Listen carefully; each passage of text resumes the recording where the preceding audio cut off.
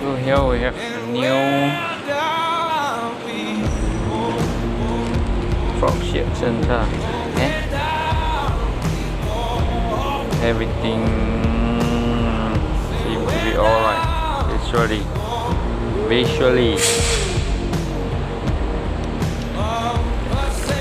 I'm gonna install this on that.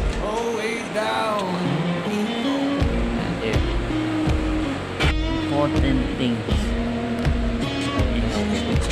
installing this PA. I have carefully lock this one inside here. Okay, it has a lock for this touch. Okay, that's one. And here I got needle bearing. Inside there, needle bearing.